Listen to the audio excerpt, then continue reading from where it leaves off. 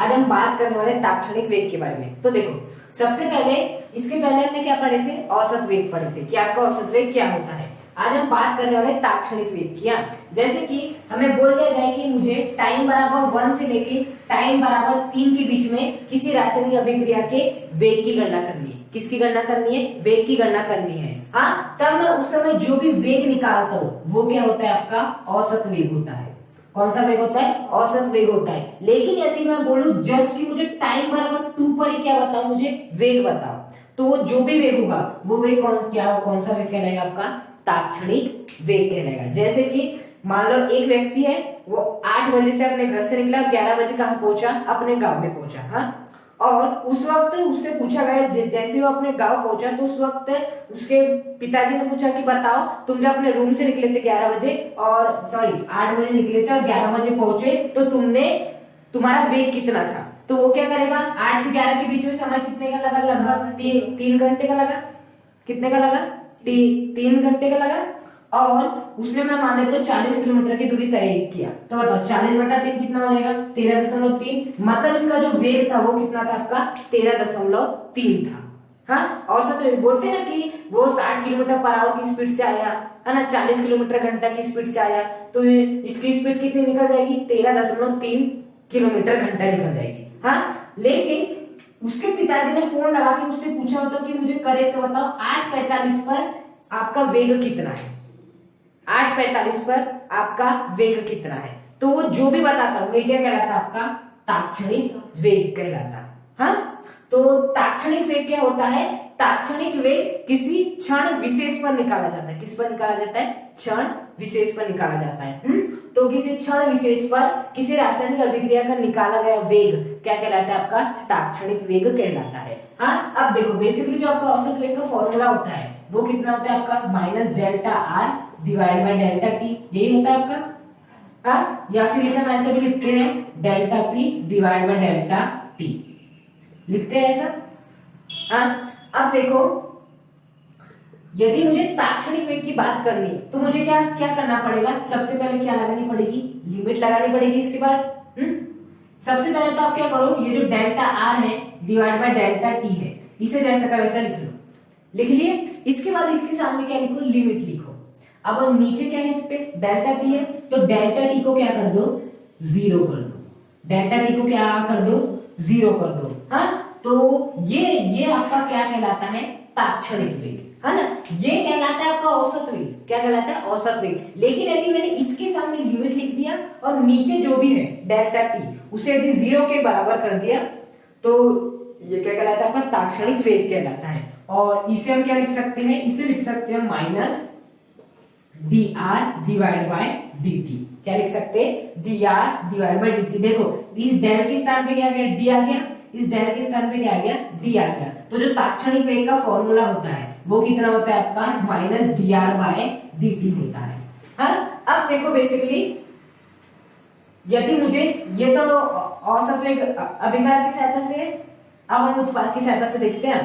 यदि मुझे उत्पाद की सहायता से ताक्षणिक वेग लिखना है तो क्या करना पड़ेगा मुझे? जो आपका डेल्टा पी है डिवाइड बाय डेल्टा टी है, इसे क्या करना है? जैसा का वैसा लिखना है।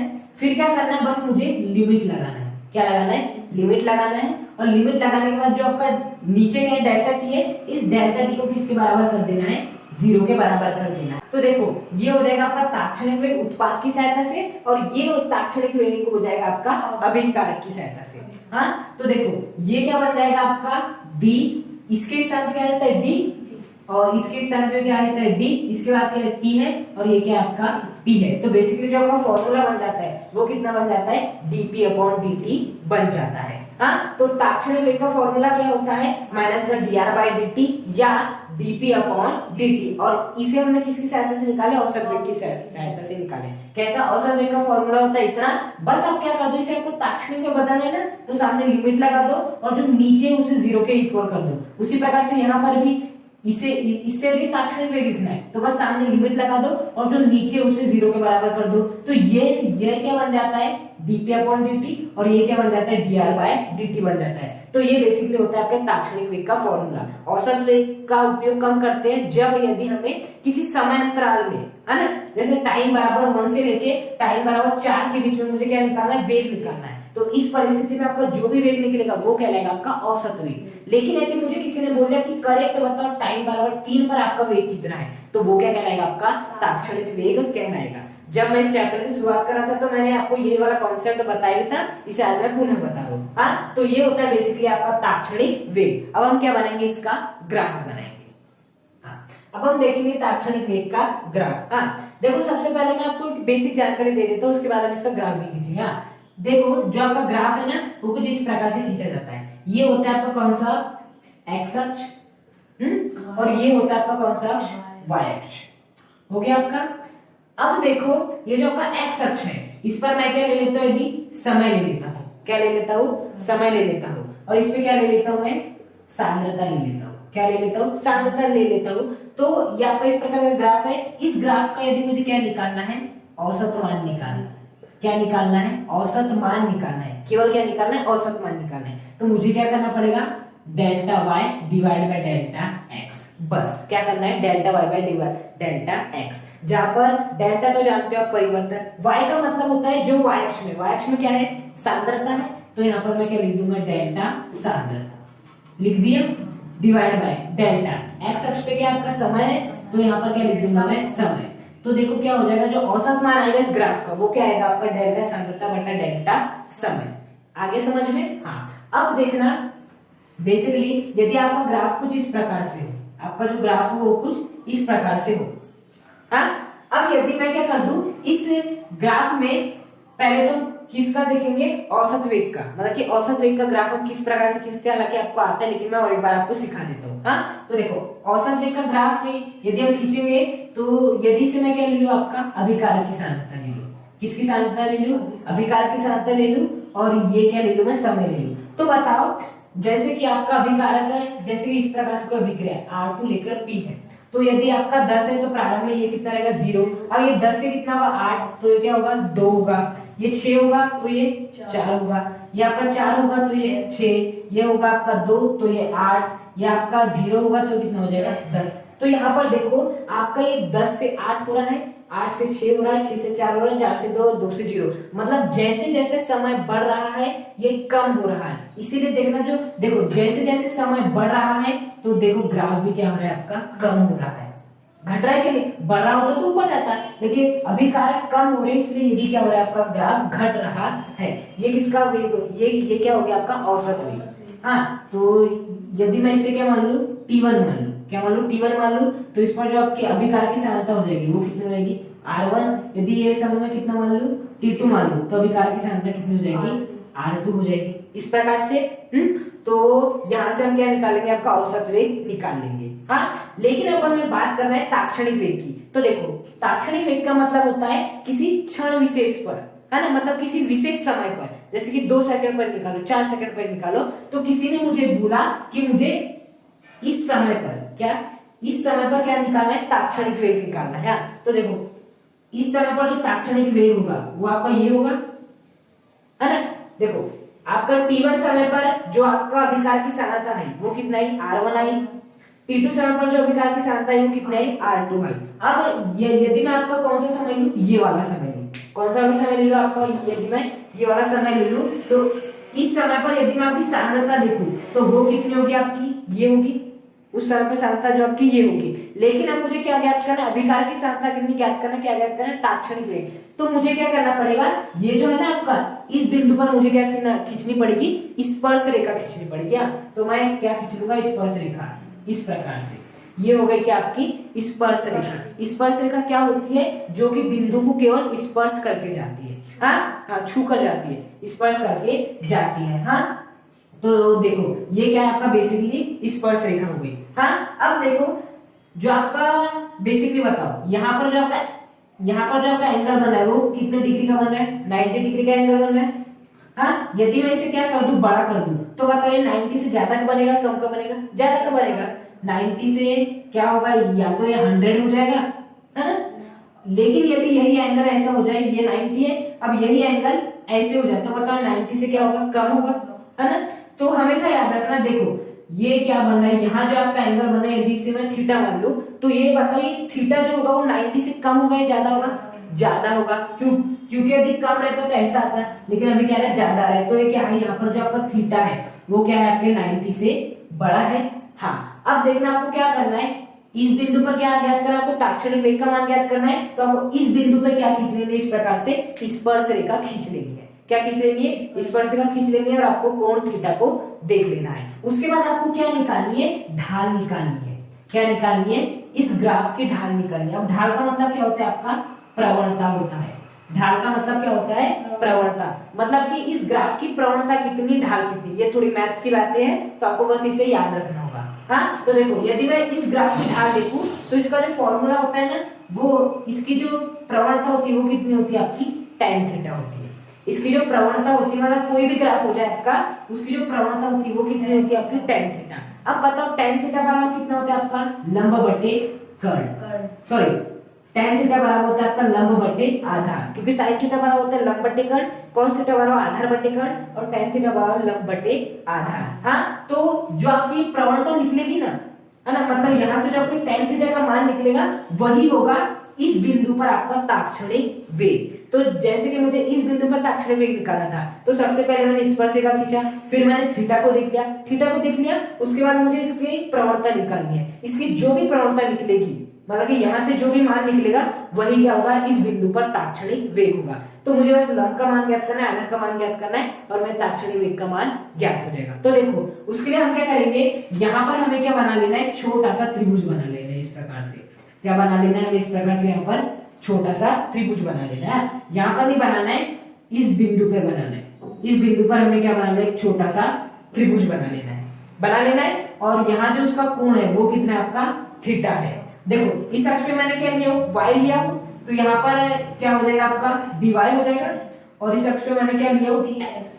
इस अक्ष पे क्या लिया, x लिया, तो ये वाला क्या हो जाएगा आपका dx। हमेशा याद रखना, जैसे कि मैं आपको एक एग्जांपल देता हूँ, जैसे कि ये क्या लिखा है आपका, भाविश लिखा है, तो इसका मतलब क्या होता है, बड़ा वाला भाविश। लेकिन यदि इसके सामने क्या लग जाए, डी लग जाए ना, इसका मतलब होता है छोटा वाला भाविश।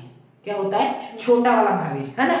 किसी भी वैल्यू के सामने यदि डी लिख जाए तो उसका मतलब होता है कि वो वैल्यू छोटी हो गई है। जैसे कि मैंने लिखा हो दूरी, इसका मतलब क्या है आपकी, बड़ी दूरी, या तो बड़ी हो सकती है छोटी हो सकती है। लेकिन यदि मैंने सामने डी लिख दिया, इसका मतलब क्या है कि ये छोटी ही दूरी होगी। क्या होगी, छोटी ही दूरी होगी। तो उसी प्रकार से देखो ये एक्स अक्ष का इतना बड़ा है, लेकिन देखो ये आपके एक्स अक्ष के समान है, लेकिन क्या वो छोटा है, तो मैंने इसे एक्स ना लिखते हुए क्या लिख दिया, dx लिख दिया। उसी प्रकार से ये क्या आपका y अक्ष है, देखो है ना, अब ये y अक्ष के समान ही, ये वाली देखो y अक्ष भी ऐसे, ये भी ऐसी है, लेकिन ये छोटा वाला y अक्ष है, इसलिए मैंने इसे y ना लिखते हुए क्या लिखा हो, dy लिखा हो। हाँ तो देखो यदि आपका इस प्रकार से त्रिभुज बन रहा हो, यदि यहाँ पर मैं tan थीटा लगाऊंगा, तो देखो जो आपका लंब होता है वो क्या होता है आपका, थीटा के सामने की भुजा, तो थीटा के सामने की भुजा क्या है, dy है। तो यहाँ पर क्या लिख दोगे आप, dy लिख दोगे, डिवाइड बाय आधार कितना है आपका, dx है। हाँ तो देखो जो आपका tan थीटा की वैल्यू आ गई वो कितनी आ गई आपकी, डिवाइड बाय dx आ गई। अब आपको और एक बात याद रखना है, यदि आपका थीटा 90 से बड़ा होगा, किससे बड़ा होगा, 90 से बड़ा होगा, तो आपको यहाँ पर क्या लगा देना है, माइनस लगा देना है। 90 से बड़ा इसलिए माइनस लगा दिया, तो tan थीटा की वैल्यू कितनी आ गई, माइनस dy बाय dx। तो जो आपका ताक्षणिक वेग आ गया ना, वो कितना आ गया आपका, माइनस का dy बाय dx आ गया। अब बताओ मैंने y अक्ष पे क्या लिया था, अभिकारक लिया था, अभिकारक की सांद्रता, तो यहाँ पर मैं क्या लिख दूंगा, अभी ये r का मतलब क्या होता है, अभिकारक, और ये इस कोष्ठक का मतलब क्या होता है, सांद्रता। तो ये हो गई अभिकारक की सांद्रता। अब बताओ एक्स अक्ष पे मैंने क्या कहते हैं, समय, और समय को कैसे प्रतिशत करते, t से। तो देखो जो हमारा फाइनली tan थीटा का मान कितना आ गया, माइनस dr बाय dt आ गया, और ये tan थीटा ही क्या कहलाती है आपकी, ताक्षणिक वेग कहलाता है। ये tan थीटा क्या कहलाता है आपका, ताक्षणिक वेग कहलाता है। हमने ताक्षणिक वेग का फॉर्मूला कितना पढ़े थे, माइनस dr बाय dt पढ़े थे। इस ग्राफ की भी सहायता से आपका मान इतना ही आया। तो बेसिकली आपको समझ में आया। हमेशा याद रखना, जैसे कि मान लो मैं आपको इस बिंदु पे ताक्षणिक वेग का मान ज्ञात करेंगे, तो आपको क्या करना है, कुछ नहीं करना है, बस सबसे पहले इसको यहाँ से ऐसे मिलाना है और इस बिंदु को आपको ऐसा क्या लेना है, बड़ा कर लेना है। उसके बाद यहाँ पर क्या है, खींचने आपको ऐसी स्पर्श रेखा खींचनी है। जिस भी बिंदु पर आपको ताक्षणिक वेग का मान ज्ञात करना है, उस बिंदु पर बस आपको क्या खींच देनी है, स्पर्श रेखा खींच देनी है। उसके बाद आपको थीटा का मान देखना है। यदि थीटा का मान 90 से बड़ा होगा तो माइनस आ जाएगा, यदि छोटा होगा तो माइनस नहीं आएगा। हाँ, और बस dr/dt कर देना आपको, काम खत्म, tan थीटा का फॉर्मूला लगा के। तो बेसिकली किसका ग्राफ होगा ये, अभिकारक की सहायता से और ताक्षणिक वेग का ग्राफ हो गया। अब मैं किसकी सहायता से देखूंगा, उत्पाद की सहायता से। अब देखो, अब हम किसकी सहायता से देखेंगे, उत्पाद की सहायता से। तो सबसे पहले हमें उत्पाद की सहायता से ताक्षणिक वेग लिखना है, तो सबसे पहले मुझे उत्पाद की सहायता से जो औसत वेग होता है वो बनाता हूँ। तो देखो, औसत वेग का यहाँ पर क्या ले लूंगा मैं, समय, और यहाँ पर क्या ले लूंगा मैं, आपका ब्लू कोष्ठक के अंदर P, मतलब क्या ले लूंगा, उत्पाद की सांद्रता। तो देखो जो ग्राफ आता है ना, इसका कुछ इस प्रकार से आता है, जो आपका ग्राफ आता है ना इस प्रकार से आता है। अब ऐसा क्यों, क्योंकि देखो आपका जब हम देख रहे थे रिएक्टेंट टू प्रोडक्ट, तो उसमें 10 था तो कितना था, 0 था, ये 0 से 2 हो रहा था, 2 से 4, 6, 8, 10, तो देखो बढ़ रहा है ना, इसलिए ग्राफ भी क्या है आपका, बढ़ रहा है। ये था आपका औसत वेग का। हाँ, तो देखो ये हो गया। यदि मैं टाइम t1 लूं तो यहाँ पर अभिकारक की उत्पाद की सांद्रता p1, p की बात करें ना, और यदि मैं टाइम आपका t2 लूं तो यहाँ पर जो उत्पाद की सांद्रता हो जाएगी वो कितनी हो जाएगी आपकी, p2 हो जाएगी, p2 हो जाएगी। ये तो हो गया था औसत वेग का। लेकिन यदि हमें पूछ लिया जाए कि मुझे करेक्ट बताओ इस बिंदु पर ताक्षणिक वेग का मान बताओ, तो मुझे क्या करना है, इसको सबसे पहले यहाँ से मिलाना है, तो वो लगभग यहाँ मिलेगा, और यहाँ पर मुझे क्या खींच देनी है, स्पर्श रेखा खींच देनी है। क्या खींच देनी है, स्पर्श रेखा, है ना। स्पर्श रेखा केवल स्पर्श करेगी, काटेगी नहीं, काटना नहीं है। तो आप ऐसा भी कर सकते हो ना, लेकिन ये क्या कर देगी, इसे काट देगी। हमें काटना नहीं है, तो हमें जो स्पर्श रेखा है वो कुछ आपकी इस प्रकार से बनेगी।